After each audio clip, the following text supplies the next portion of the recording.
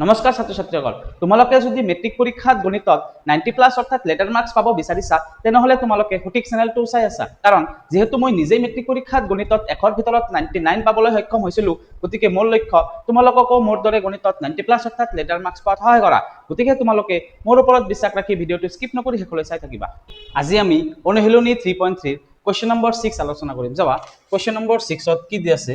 Question number 6ত দি আছে যদি x plus ay সমান সমান b আৰু ax plus y সমান সমান 1 সমীকৰণজোৰৰ অসীম সংখ্যক সমাধান থাকে তেন্তে তলত উল্লেখ কৰা বিকল্পবোৰৰ পৰা শুদ্ধটো বাছি লোৱা। তাৰপিছত আমাক কিছুমান অপচন দিয়া আছে, অপচন কেইটাৰ পৰা আমাক শুদ্ধটো বাছি ল'ব দিছে। অৰ্থাৎ এইটো হৈছে আমাৰ কি MCQ টাইপ কোৱেশ্চন, অৰ্থাৎ মাল্টিপল চইচ কোৱেশ্চন। তোমালোকৰ মেট্ৰিক পৰীক্ষাত এইবিলাক কোৱেশ্চন 45 মাৰ্কছৰ আহে। গতিকে তোমালোকৰ মেট্ৰিক পৰীক্ষাৰ কাৰণে এনেকুৱা কোৱেশ্চন বহুত গুৰুত্বপূৰ্ণ অৰ্থাৎ ইম্পৰ্টেন্ট কোৱেশ্চন। গতিকে আমি এতিয়া কোৱেশ্চনটো বুজিবলৈ চেষ্টা কৰিম। চাবা কি দি আছে, আমাক দুটা সমীকৰণ দি আছে। সমীকৰণ দুটা কি দি আছে? প্ৰথম সমীকৰণ দি আছে x plus ay সমান সমান b, আনটো সমীকৰণ দিয়া আছে আমাক ax plus y সমান সমান 1। গতিকে আমি জানো যে ৰৈখিক সমীকৰণৰ ষ্টেণ্ডাৰ্ড ফৰ্মটো কি? ৰৈখিক সমীকৰণৰ ষ্টেণ্ডাৰ্ড ফৰ্ম হৈছে ax plus by plus c সমান সমান 0। গতিকে plus c সমান সমান 0 আকাৰত এইটো আগতে লিখি ল'ম। চাবা কিয় লিখি ল'ম মই কৈ আছো। প্ৰথমতে মই কি লিখিম?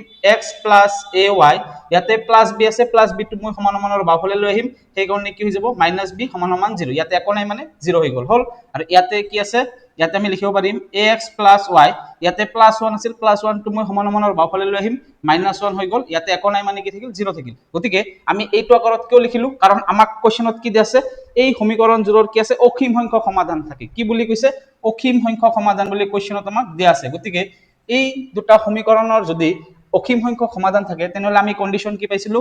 a1 by a2 সমান সমান b1 by b2 সমান সমান c1 by c2। গতিকে অসীম সংখ্যক সমাধানৰ ক্ষেত্ৰত আমাক এই চৰ্তটো কি কৰে? ফলো কৰে। গতিকে আমি সেই কাৰণে যেহেতু আমাক a1 by a2 b1 by b2 c1 by c2 লাগে, গতিকে সেই কাৰণে আমি কি কৰিছো? আমি b2 বাওঁফালে লৈ আহিছো আৰু 1 টো কি কৰিছো? বাওঁফালে লৈ আহিছো, সমান সমানৰ বাওঁফালে লৈ আহিছো। কিয়? কাৰণ আমাক এইটো আকাৰত প্ৰকাশ কৰিছো প্ৰথমতে। বুজি পাইছা? এতিয়া আমি ইয়াৰ পৰা কি কৰিব পাৰিম? a1 by a2 b1 by b2 c1 by c2 ওলাব পাৰিম। গতিকে যেহেতু আমাক কোৱেশ্চনত এই সমীকৰণ দুটাৰ অসীম সংখ্যক সমাধান বুলি দিয়া আছিল, গতিকে আমি এইটো কন্ডিশন লিখিম। ইয়াতে লিখি দিম a1 by a2 সমান সমান b1 by b2 সমান সমান c1 by c2। কিহৰ কাৰণে এইটো কন্ডিশন মই লিখিছো? কাৰণ কোৱেশ্চনত আমাক অসীম সংখ্যক সমাধান দিয়া আছে, আৰু অসীম সংখ্যক সমাধান দিয়া থাকিলে আমি a1 by a2 সমান সমান b1 by b2 সমান সমান c1 by c2 লিখিব পাৰো। মই আগৰ ক্লাছত তোমালোকক কৈছিলো, তোমালোকে মোৰ যদি আগৰ ভিডিঅ' মোৰ চোৱা নাই, আগৰ ভিডিঅ' মোৰ চাবা, তেতিয়া তোমালোকে এইবিলাক গম পাবা। গতিকে আমি এতিয়া কি কৰিম? a1 by a2 b1 by b2 c1 by c2 ৰ মান ওলাম। চাবা ইমপ্লাইজ এতিয়া আমি a1 by a2 কেনেকৈ ওলাম? চাবা আমি জানো যে x ৰ লগত যেটো পূৰণ হৈ থাকে সেইটো হৈছে a, y ৰ লগত যেটো পূৰণ হৈ থাকে সেইটো হৈছে b, আৰু যেটো x আৰু y এটাও নাথাকে সেইটো হৈছে c। গতিকে ইয়াতে কি আছে? প্ৰথম ইকুৱেশনৰ ক্ষেত্ৰত আমি কি ওলাম? যেহেতু ইয়াতে a আছে, ইয়াতে b আছে, ইয়াতে c আছে, গতিকে আমি যেহেতু প্ৰথম ইকুৱেশন দুটা ইকুৱেশন আছে, প্ৰথম ইকুৱেশনৰ ক্ষেত্ৰত ইয়াৰ পৰা a1 b1 c1 ওলাম, আৰু দ্বিতীয় ইকুৱেশনৰ পৰা আমি a2 b2 c2 ওলাম। বুজি পাইছা? এতিয়া আমি চাবা a1 by a2 কি হ'ব? a1 মানে কি? x ৰ লগত কি পূৰণ হৈ আছে? 1 পূৰণ হৈ আছে। গতিকে a1 হ'ব ইয়াতে 1 হ'ল, আৰু ইয়াতে x ৰ লগত কি পূৰণ হৈ আছে? a পূৰণ হৈ আছে। গতিকে এইটো হ'ব a2। ইয়াৰ পৰা যেটো a2 ওলাম, x ৰ লগত যেটো পূৰণ হৈ থাকে সেইটো হ'ব লাগে a। গতিকে দুটা ইকুৱেশনৰ ক্ষেত্ৰত এইটো a1 এইটো a2। গতিকে a2 কিমান হ'ব? a হ'ল, সমান সমান b1, এইটো হৈছে b1, এইটো হৈছে b2, b2 কিমান হ'ব? 1, কাৰণ y ৰ লগত 1 পূৰণ হৈ আছে। হ'ল, সমান সমান c1, c1 মানে ইয়াৰ পৰা ওলাব, c1 মানে ইয়াতে কি আছে? মাইনাছ b, আৰু c2, c2 কিমান হ'ব? -1 হ'ব। হ'ল, তাৰ মানে এইটো হৈছে a1, এইটো হৈছে a2। হ'ল, লিখিলো মই। x ৰ লগত 1 পূৰণ হৈ আছিল a1, আৰু x ৰ লগত a পূৰণ হৈ আছে এইটো হৈছে a2। তাৰপিছত b1 by b2 এইটো হৈছে y ৰ লগত কি পূৰণ হৈ আছে? a পূৰণ হৈ আছে, এইটো হৈছে b1, আৰু y ৰ লগত কি পূৰণ হৈ আছে? 1 পূৰণ হৈ আছে, এইটো হৈছে b2। হ'ল, আৰু c1 কি? c1 হৈছে ইয়াতে মাইনাছ b2 হৈছে c1, আৰু ইয়াতে -1 হৈছে c2। গতিকে ইয়াত পৰা আমি মাইনাছ মাইনাছ কেনসেল কৰিব পাৰিম। এতিয়া আমি লিখিব পাৰিম 1 by a সমান সমান a by 1 সমান সমান, ইয়াৰ পৰা কি লিখিব পাৰিম? b by 1 লিখিব পাৰিম, কাৰণ মাইনাছ মাইনাছ কেনসেল। এতিয়া আমাক চাবাচোন চাৰিটা কন্ডিশন দি আছে।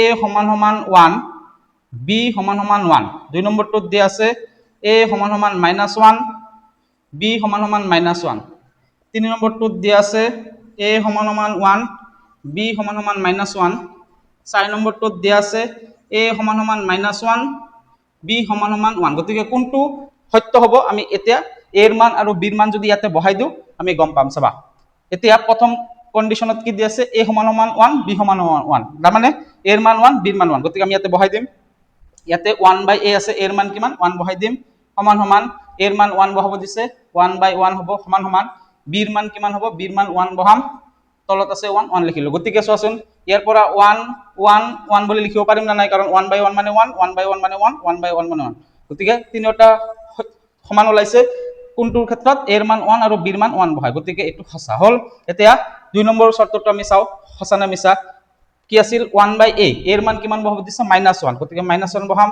সমান সমান ইয়াতে এৰ মান -1 বহাব দিছে তলত 1 আছে লিখিলো বিৰ মান কিমান বহাব দিছে -1 বহাব দিছে -1 লিখিলো তলত 1 আছে 1 লিখিলো হল এতিয়া চাবা 1/-1 মানে -1 1/1 মানে -1 -1/1 মানে -1 গতিকে তিনিওটা কি হৈছে সমান ওলাইছে গতিকে এইটোও সঁচা হল গতিকে আমাৰ 1 আৰু 2 সঁচা ওলাইছে তোমালোকে 3 আৰু 4 টো বহাই চাবা চাবা তিনিওটা কি নহব সমান নহব তোমালোকে কৰি চাব পাৰা চাবা মই কৰি দিছো 3 নম্বৰটোত কি আছে এৰ মান 1 বিৰ মান -1 গতিকে বহাম চাবা 1/a এৰ মান 1 বহাইছো সমান সমান এৰ মান 1 1/1 লিখিছো সমান সমান b/1 বিৰ মান কিমান -1 গতিকে ইয়াতে যদি -1 বহাও বিৰ মান তলত আছে 1 গতিকে এইটো হৈ যাব 1 এইটো হ'ব 1 এইটো হ'ব -1 গতিকে চোৱাচোন তিনিওটা কি সমান ওলাইছে নেকি সমান ওলোৱা নাই গতিকে এইটো মিছা নহব কাৰণ ইয়াতে দুটা 1 ওলাইছে এটা -1 ওলাইছে গতিকে এইটো নট ইকুৱেল ওলাইছে হল আকৌ এইটো যদি তোমালোকে বহাই চোৱা এৰ মান এবাৰ -1 বহাব দিছে গতিকে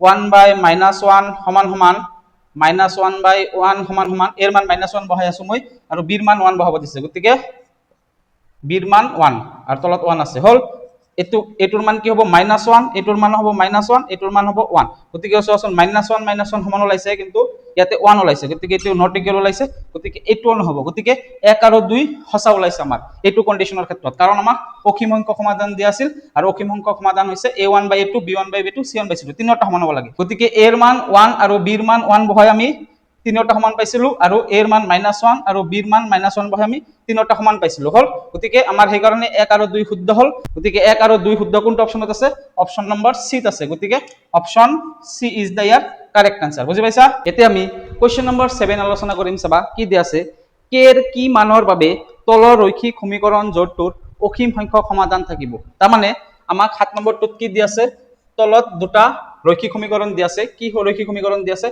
প্রথম ইকুয়েশনটো দিয়া আছে আমাৰ kx + 3y মাইনাস ব্ৰ্যাকেটেৰ ভিতৰত দিয়া আছে k - 3 = 0 আনটো ইকুয়েশন আমাক কি দিয়া আছে 12x + ky - k = 0 দিয়া আছে আৰু কোশ্চেনটোত আমাক কি দিয়া আছে এই দুটা সমীকৰণৰ কি থাকে অসীম সংখ্যক সমাধান থাকে বুলি কৈছে গতিকে আমি ইতিমধ্যে পাইছো যে অসীম সংখ্যক সমাধান দিয়া থাকিলে কি হয় a1/a2 = b1/b2 = c1/c2 হয় গতিকে আমি এতিয়া a1/a2 b1/b2 c1/c2 ওলাম গতিকে এইটো হৈছে আমাৰ a1 কিমান হ'ব x ৰ লগত কি পূৰণ হৈ আছে k আৰু a2 কিমান হ'ব x ৰ লগত কি পূৰণ হৈ আছে 12 সমান সমান b1/b2 b1 মানে কি y ৰ লগত কি পূৰণ হৈ আছে 3 গতিকে এইটো 3 হ'ব আৰু y ৰ লগত কি পূৰণ হৈ আছে k গতিকে ইয়াতে হ'ব k হল সমান সমান c1/c2 c1 মানে কি ইয়াতে হ'ব -k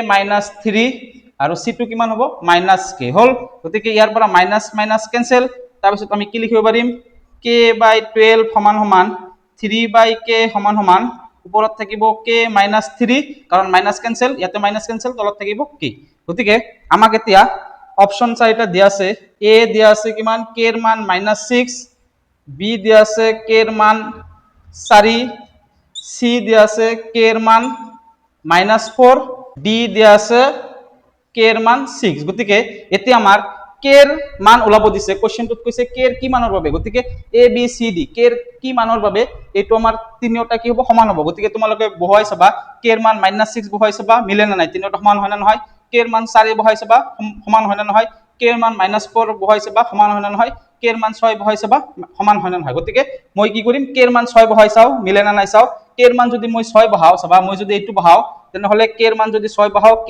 ওপৰত হ'ব 6 তলত আছে 12 সমান সমান ওপৰত 3 আছে 3 লিখিলো k এৰ মান কিমান 6 6 লিখিলো তলত তাৰ পিছত k - 3 মানে 6 - 3 ওপৰত আৰু তলত হ'ব 6 হল গতিকে আমি এইটো চাবাচোন তিনিওটা সমান হয় না নহয় সলভ কৰিম ইয়াতে 6 2 গুণ 12 গতিকে 1/2 ওলাইছে সমান সমান 3 2 গুণ 6 ইয়াতেও 1/2 ওলাইছে সমান সমান 6 ৰ পৰা 3 গলে কিমান 3 গতিকে মই ডাইৰেক্ট লিখিছো 6 ৰ পৰা 3 গলে 3 3 6 কিমান বাৰ যায় 3 2 গুণ 6 গতিকে 1/2 ওলাইছে গতিকে আমি k ৰ মান 6 বহোৱাৰ পাছত 3 টা সমান ওলাইছে না না ওলাইছে গতিকে আমাৰ ডি হৈছে শুদ্ধ উত্তৰ তোমালোকে a b c k ৰ মান -6 k ৰ মান 4 k ৰ মান -4 বহাই চাবা তোমালোকৰ চাবা 3 টা সমান নোলাব গতিকে আমাৰ ইয়াতে option D is the correct answer হ'ব বুজি পাইছা এতিয়া আমি 8 নম্বৰ প্ৰশ্নটো আলোচনা কৰিম চাবা 8 নম্বৰ কোৱেশ্চনত কি দি আছে দুটা চলকযুক্ত ৰৈখিক সমীকৰণৰ সহায়ত কথা সমস্যা এটাৰ সমাধানৰ ধাপসমূহ তলত উল্লেখ কৰা হৈছে প্ৰদত্ত বিকল্পসমূহৰ পৰা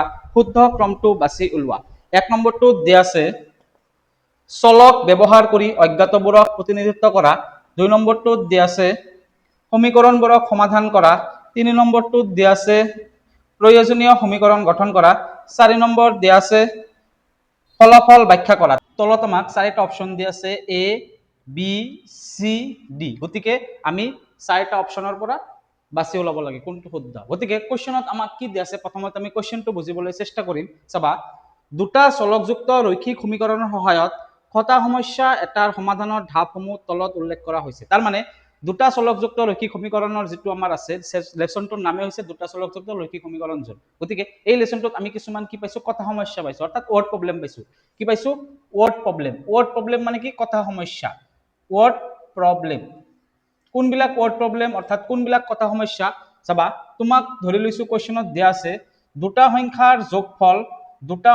যোগফল ধৰি লৈছো 12 আকৌ দুটা সংখ্যাৰ বিয়োগফল দিয়া আছে 6 গতিকে সংখ্যা দুটা ওলোৱা এনেকুৱা টাইপৰ কোৱেশ্চন দিয়া থাকিলে হেবিলাকক কি বুলি কোৱা হয় ওয়াৰ্ড প্ৰবলেম অৰ্থাৎ ল্যাঙ্গুয়েজ টাইপ কোৱেশ্চন বুলি কোৱা হয় যাক অসমীয়াত কথা সমস্যা বুলি কোৱা হয় গতিকে কথা সমস্যা অৰ্থাৎ এনেকুৱা কোৱেশ্চন থাকিলে প্ৰথমতে আমি কি স্টেপ কৰো আমি কেইটামান স্টেপ কৰিব লাগে প্ৰথমতে কি স্টেপ কৰো দ্বিতীয়তে আমি কি স্টেপ ফলো কৰো তৃতীয়তে আমি কি কৰো চতুৰ্থতে আমি কি কৰো গতিকে চাৰিটা স্টেপ আমাক ওলটা বলটাকে দিয়া আছে আৰু ইয়াতে আমাক সঠিকভাৱে দিয়া আছে এ বি সি ডি গতিকে কোনটোৰ পিছত কি কৰো আমি ইয়াৰ পৰা বাছি ওলাব লাগে বুজি পাইছা গতিকে তোমালোকে কোৱাচোন প্ৰথমতে আমি কি কৰো প্ৰথমতে যেহেতু আমাক সংখ্যা দুটা ওলাব দিছে প্ৰথমতে আমি ধৰি লও যে এক নম্বৰ স্টেপত আমি কি কৰো সংখ্যা দুটা ধৰি লও x আৰু y বুলি হল দ্বিতীয়তে আমি কি কৰো দ্বিতীয়তে আমি কৰো যে যেটো আমাক কোৱেশ্চনত দিয়া আছে অৰ্থাৎ প্ৰশ্নমতে আমি কি লিখো দুটা সমীকৰণ প্ৰথমতে লিখি লও যেহেতু ইয়াতে দিয়া আছে দুটা সংখ্যাৰ যোগফল 12 গতিকে আমি লিখিম x + y = 12 আৰু দুটা সংখ্যাৰ বিয়োগফল 6 গতিকে x ৰ পৰা বিয়োগ কৰি y বিয়োগ কৰিলে কি মানে 6 হয়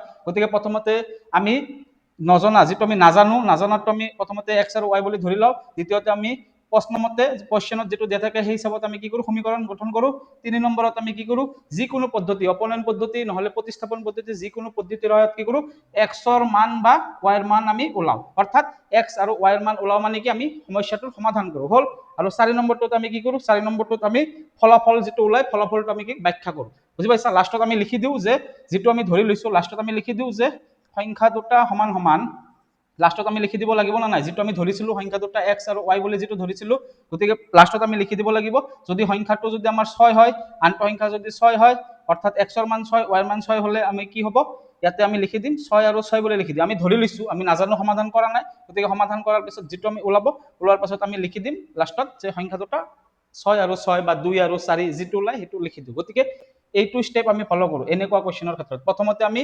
নজনাটো x আৰু y বুলি লিখি লও তাৰ পিছত আমি সমীকৰণ গঠন কৰো 3 নম্বৰত আমি সমস্যাটো সমাধান কৰো 4 নম্বৰত আমি ফলাফলটো কি কৰো ব্যাখ্যা কৰো গতিকে আমাক ইয়াতে দিয়া আছে চাৰিটা স্টেপ দিয়া আছে এই চাৰিটা প্ৰথমতে আমি কি কৰো চাবাচোন প্ৰথমতে যেহেতু আমি x আৰু y ধৰি লও অৰ্থাৎ আমি নজনাটো ধৰি লও সেই কাৰণে এটো কোনটো অপচনত আছে অপচন 1 2 3 4 কোনটোত আছে এক নম্বৰটোত আছে চাবা এক নম্বৰটোত আছে চলক ব্যৱহাৰ কৰি অজ্ঞাতবোৰক প্ৰতিনিধিত্ব কৰা মানে চলক ব্যৱহাৰ কৰি আমি অজ্ঞাতবোৰক অৰ্থাৎ আমি নজনাটো আমি ধৰি লও সেই কাৰণে এইটো প্ৰথম দ্বিতীয়তে কি আহে দ্বিতীয়তে আহে আৰু যেহেতু আমি সমীকৰণ গঠন কৰাটো কোনটো অপচনত আছে 3 নম্বৰত আছে গতিকে 3 নম্বৰটো হ'ব 2 নম্বৰত আহিব তাৰ পিছত কি কৰো আমি তাৰ পিছত আমি সমস্যাটোৰ সমাধান কৰাটো কোনটোত আছে 2 নম্বৰত আছে গতিকে 2 নম্বৰটো আমি লিখিলো তাৰ পিছত কি আছে লাষ্টত কি কৰো আমি ফলাফলটো ব্যাখ্যা কৰো গতিকে এটো কি আছে এটো আছে অপচন নম্বৰ 4 গতিকে 1 1 ৰ পিছত 3 3 ৰ পিছত 2 2 ৰ পিছত 4 এটো কোনটো অপচনত আছে